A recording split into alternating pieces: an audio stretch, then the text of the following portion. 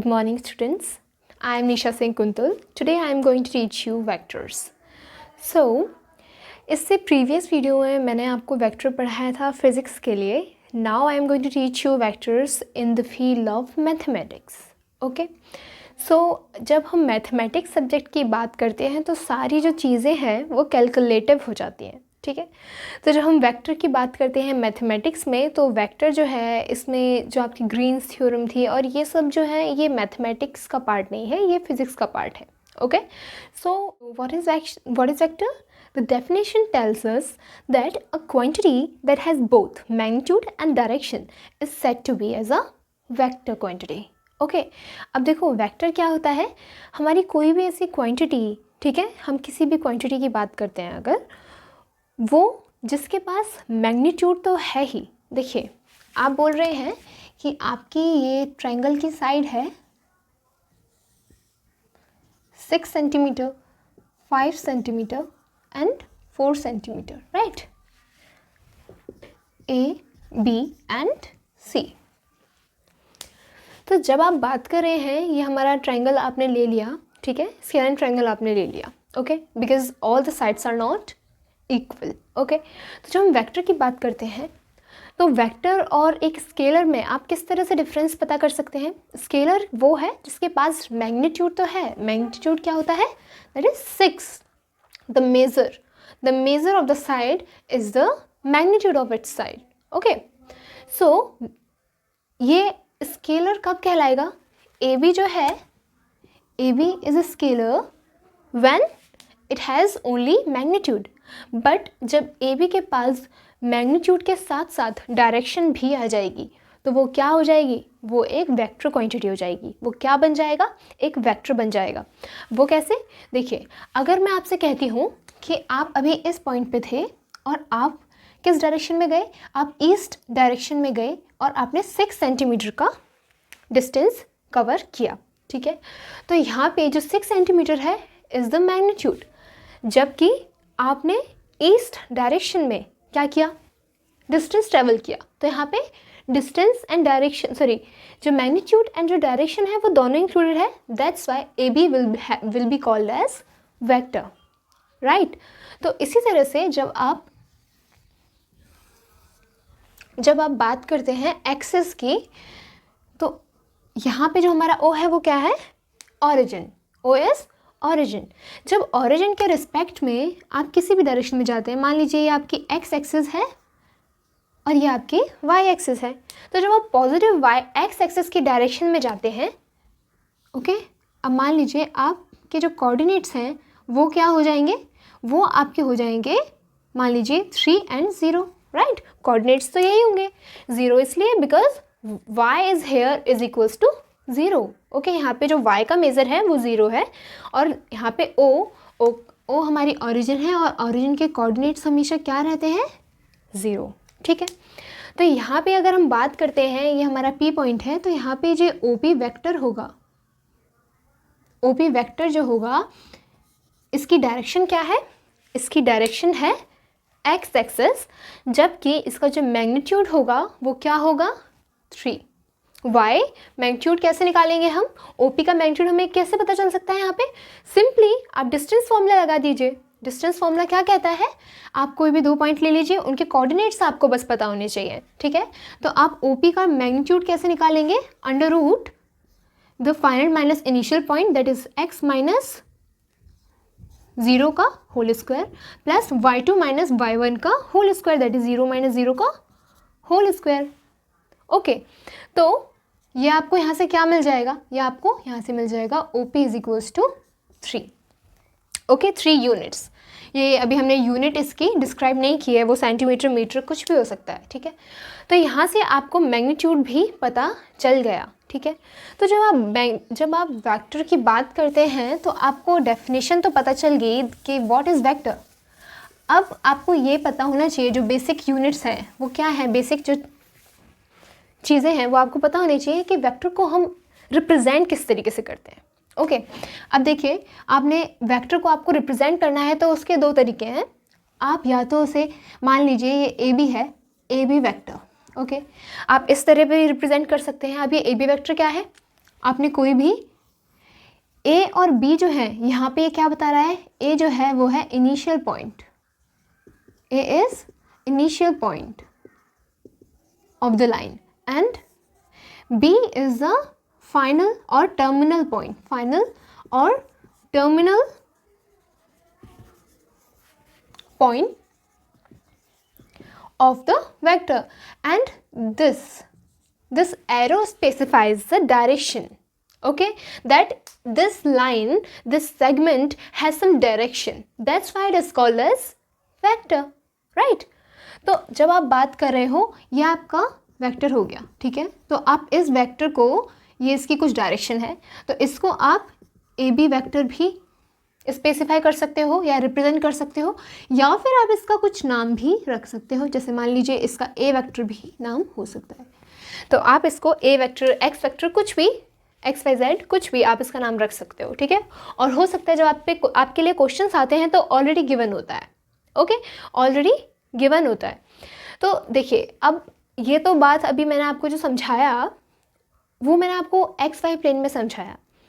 अब अगर वेक्टर जो है वो क्या करता है, 3 डायमेंशनल एक्सिस में एग्जिस्ट करता है। फॉर एग्जांपल एक वेक्टर है, ओके, तो एक वेक्टर है, ये मान लीजिए X axis, Y axis and ये हमारी मान लीजिए जेड एक्सिस, ओके। तो ये जो वेक्टर है ये क्या है, ये 3D में एग्जिस्ट कर रहा है। अब मान लीजिए कोई एक वेक्टर आपने ले लिया, ये, ठीक है, ये मैंने आर वेक्टर से इसको रिप्रेजेंट कर दिया, ओके। तो इस आर वेक्टर के कोऑर्डिनेट्स क्या होंगे, इसको आप रिप्रेजेंट कैसे करोगे? तो ये जो आर वेक्टर होगा इसके कोऑर्डिनेट्स कुछ इस तरीके से होंगे, x I cap plus Y J cap plus Z के कैप। अब आप सोचोगे कि मैंने ये आई जे के क्या है ये, और मैंने एक्स वाई जेड ही क्यों लिया है?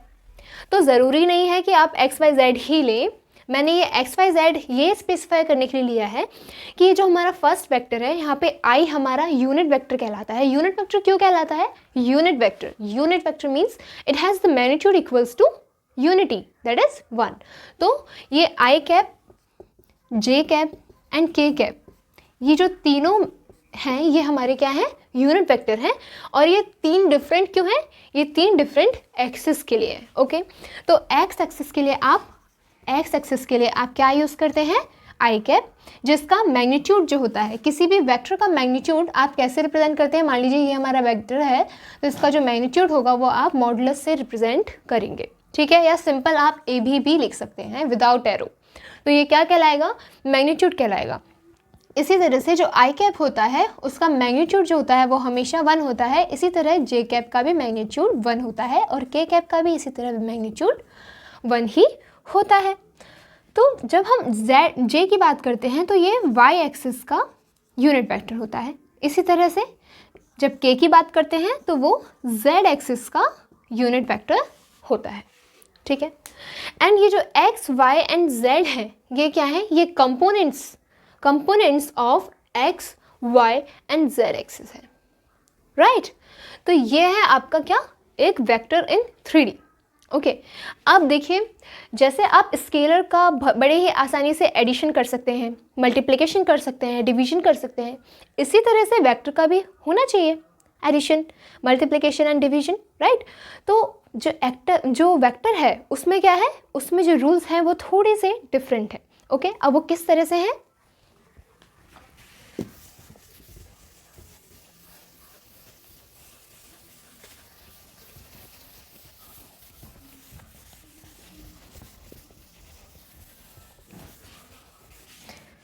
देखिए। अब हम सबसे पहले बात करते हैं यूनिट वेक्टर की ही।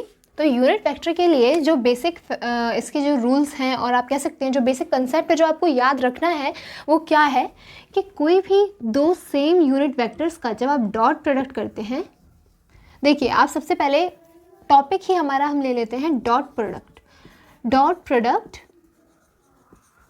ऑफ यूनिट वेक्टर, ठीक है। सो जब आप सेम यूनिट वेक्टर का डॉट प्रोडक्ट निकालते हैं तो वो आपको हमेशा क्या मिलता है, that will be is equals to 1. Okay, but जब आप डिफरेंट, अब ऐसे ही आप जे डॉट जे का निकालेंगे तो भी आपको 1 मिलेगा, के डॉट के का निकालेंगे तो भी आपको 1 मिलेगा. बट जब आप डिफरेंट वेक्टर्स, यूनिट वेक्टर्स का डॉट प्रोडक्ट निकालते हैं तो आपको मैग्नीट्यूड क्या मिलता है? 0. वाई? अब देखो, हर चीज़ का एक रीज़न होता है, एक लॉजिक होता है. फिज़िक्स में चीज़ें बस ऐसे ही नहीं हो जाती. आप साइंस का कोई भी पार्ट लेते हो, कुछ चीज़ें आपको फॉर्मूले रटने पड़ते हैं. ज़रूरी नहीं है आपको रटने पड़े, आपके पास कोई ऑप्शन नहीं होता इसलिए आप रटते हैं. बट ऐसा कुछ नहीं है, कोई भी चीज़ रटने की हमें ज़रूरत नहीं है. हर चीज़ के पीछे कुछ ना कुछ लॉजिक, कुछ ना कुछ रीज़न होता है. अब देखिए, I dot I is equals to 1 क्यों है? जब हम डॉट प्रोडक्ट का बात करते हैं तो डॉट प्रोडक्ट का मतलब क्या है? देखिए, आप x डॉट y जब लिखते हैं ना तो ये होता है X Y cos theta. That is, इस डॉट का मतलब हो जाता है यहाँ पे कॉस थीटा. ओके, जब आप वेक्टर्स की बात करते हैं और वहाँ पे डॉट प्रोडक्ट निकालते हैं, प्रोडक्ट, हम वेक्टर्स के प्रोडक्ट जो है वो दो तरीके से निकाल सकते हैं, cross product and dot product. जब आप बात करते हैं क्रॉस प्रोडक्ट की तो उसको हम रिप्रेजेंट करते हैं x क्रॉस y. ठीक है, और उसमें जो एक क्रॉस का मतलब होता है वो क्या होता है? X Y sine theta. ठीक है, तो आप सिंपली मल्टीप्लाई नहीं कर सकते. समझ में आ रहा है आपको? x डॉट वाई का मतलब एक्स वाई कॉस थीटा और x क्रॉस y का मतलब एक्स वाई साइन थीटा. तो जब हम बात कर रहे हैं डॉट प्रोडक्ट की तो क्या हो रहा है? देखिए, अब i डॉट आई की जब आप बात कर रहे हैं तो same unit vector means same direction, यानी कि ये एक ही एक्सिस, एक्स एक्सिस के अलोंग दोनों के दोनों वेक्टर बने हुए हैं. तो इसका मतलब क्या हुआ कि इनके बीच का जो एंगल हुआ वो क्या हुआ? 0 डिग्री. एंड आपको पता है कॉस 0 जो है वो क्या होता है? 1 होता है. ओके, एंड ये जो यूनिट वेक्टर हैं इनका मैग्नीट्यूड भी पहले से ही 1 है. तो आप क्या करेंगे? X vector dot Y vector का क्या होता है? एक्स वेक्टर का मैग्नीट्यूड वाई वेक्टर का मैग्नीट्यूड इंटू कॉस थीटा. तो इसी तरह से आई डॉट आई का क्या होगा हमारा आंसर? आई का मैग्नीट्यूड, आई कैप का मैग्नीट्यूड एंड कॉस 0 डिग्री. तो ये हमें आंसर कहाँ से, आंसर क्या मिलेगा? 1 ही मिलेगा. Absolutely right. तो इसी तरह से बाकी सबका भी है. अब अगर आप बात करते हैं डिफरेंट यूनिट वेक्टर की, तो डिफरेंट यूनिट वेक्टर आपको पता है एक्स और वाई में कितना एंगल बनता है? The angle will be, the angle between the X axis and the Y axis will be 90 degree and cos 90 is equals to 0. तो आप 0 से किसी का भी प्रोडक्ट करेंगे, अल्टीमेट वैल्यू आपको क्या मिलेगी? 0 ही मिलेगी. सो दैट्स वाई यहाँ पे X I cap plus I cap dot J cap will be is equals to 0. इसी तरह सिमिलरली बाकी सब भी 0 यहाँ पे हो जाते हैं. बट क्रॉस प्रोडक्ट का डिफरेंट सिनेरियो है. ठीक है, क्रॉस प्रोडक्ट में क्या होता है अब ये भी देख लीजिए.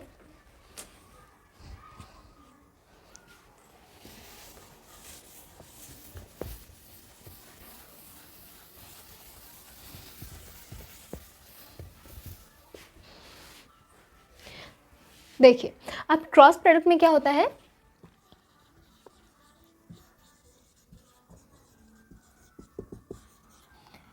देखिए, क्रॉस प्रोडक्ट को आप रिप्रेजेंट कैसे करेंगे? X cross Y. ठीक है, और इसका आंसर क्या होगा? एक्स वेक्टर का मैग्नीट्यूड एंड वाई वेक्टर का मैग्नीट्यूड एंड साइन थीटा.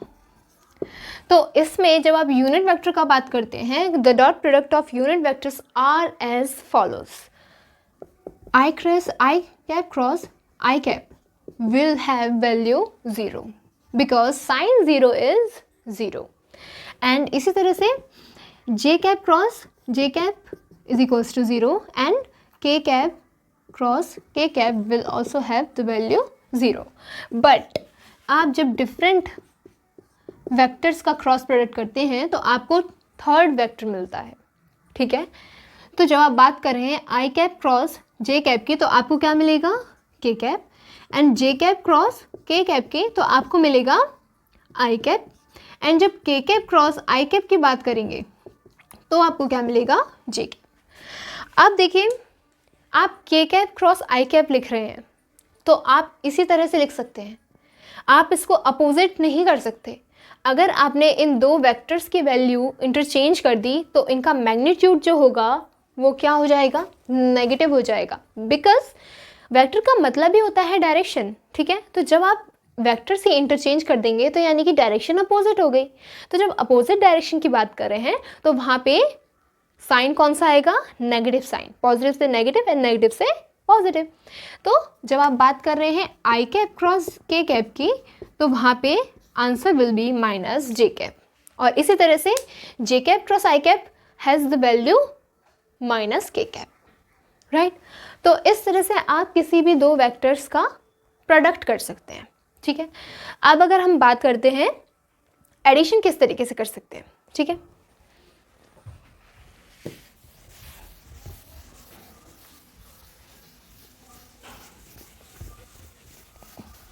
देखिए एडिशन से पहले आप टाइप्स ऑफ वेक्टर समझ लीजिए, टाइप्स ऑफ डिफरेंट वेक्टर्स। अब देखिए वेक्टर्स के भी डिफरेंट टाइप्स होते हैं। जैसे मैंने अभी आपको एग्जांपल के लिए सबसे पहला वेक्टर क्या पढ़ाया, यूनिट वेक्टर, ओके। सो इसी तरह से डिफरेंट अदर टाइप्स भी हैं, जैसे ज़ीरो वेक्टर। अब ज़ीरो वेक्टर क्या होता है, देखिए zero vector, unity vector,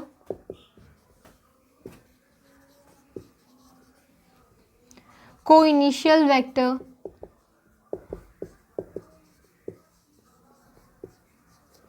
collinear vector,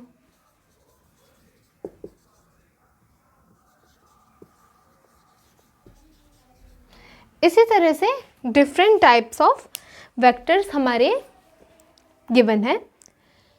और there are two other types of vectors that are equal vector and negative vector also.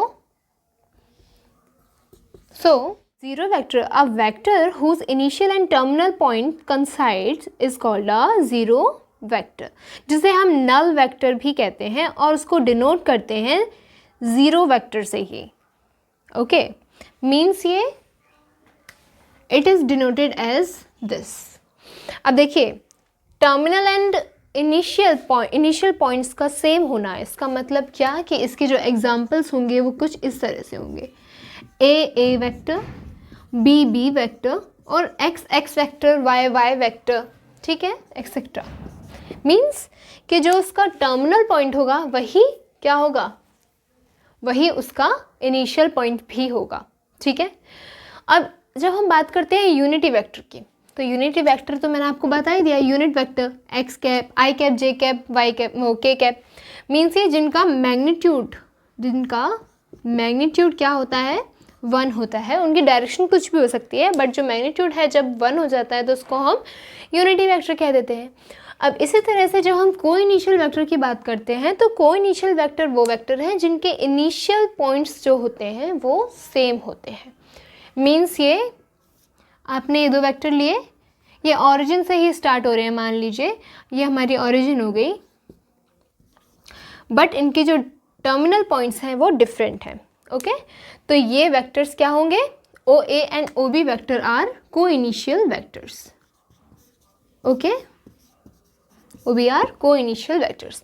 अब कोलिनियर वेक्टर क्या होते हैं, इसमें और इसमें क्या डिफरेंस है। देखिए कोलिनियर वेक्टर वो वेक्टर है जो मान लीजिए जब दो या दो से ज़्यादा vectors O A and O B and O C, उनकी डायरेक्शन कोई भी हो, अपोजिट भी हो सकती है, बट वो दोनों ही वेक्टर किसी एक लाइन के पैरेलल हो, ठीक है। फॉर एग्जांपल ये आपकी एक्स एक्सिस जा रही है तो एक्स एक्सिस के ही पैरेलल ये दोनों वेक्टर्स हो सकते हैं। इनकी जो डायरेक्शन होगी वो कुछ भी हो सकती है, बट ये जो तीसरी लाइन है ये दोनों वेक्टर पैरेलल होंगे, ठीक है। और हो सकता है मे बी कि एक ही लाइन पे एग्जिस्ट करें, एक इधर डायरेक्शन में जा रहा है, एक इधर डायरेक्शन में जा रहा है, एक ओ ए है, एक ए ओ है, ठीक है, बट ये पैरेलल डायरेक्शन होने चाहिए, पैरेलल इनकी डायरेक्शन होनी चाहिए। अब देखिए इक्वल वेक्टर क्या होते हैं, the vectors which have equal magnitude are called as equal vectors. Okay, when OA will have same magnitude that of OB, then it will be, these both vectors are called as equal vectors. Okay, so that's all. अब मैं जो इसके आगे आपको addition of vector जो होगा वो next part में समझाऊंगी, बिकॉज जो हमारी वीडियो है उसकी लेंथ बहुत ज़्यादा हो जाएगी. ठीक है, तो ठीक है, आपको कोई भी डाउट होता है आप मुझसे कमेंट सेक्शन में पूछ सकते हैं. और मेरा इंस्टाग्राम भी है. ठीक है, तो मैं आपको इंस्टाग्राम की अपनी लिंक नीचे शेयर कर दूँगी. अगर आपको मुझसे पर्सनली कोई भी डाउट पूछना है तो आप मुझे वहाँ पे पूछ सकते हैं, और मेरे को आप फेसबुक पे भी फॉलो कर सकते हैं. ठीक है, so have a nice day. Thank you.